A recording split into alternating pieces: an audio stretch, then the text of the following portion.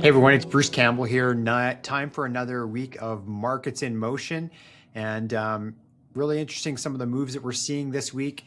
There's been so much talk about what's happening with consumer sentiment, the fact that it's right down here in the bottom, and how can consumer sentiment be so low, and yet we're seeing markets continue to move and go to higher levels, and that really has to do with the fact that we're really seeing strong manufacturing.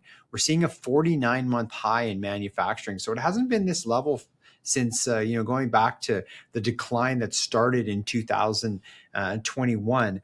And that recovery is really leading to economic growth and leading to the markets. And the markets really forecast ahead of time. We know that, and that's really what we saw here, is that this move up in the ISM was being projected on what we've seen happen with the markets and earnings as well. Software has been that sector that was really left for dead, concern over AI and what's happened. But the software sector has actually had quite a big rebound coming through the earnings season here right now. We've actually recovered half of the loss that happened as those stocks reported earnings and the numbers weren't nearly as bad as everyone expected, and that AI wasn't taking over for these software stocks. When we look at software versus semis, this is actually quite interesting.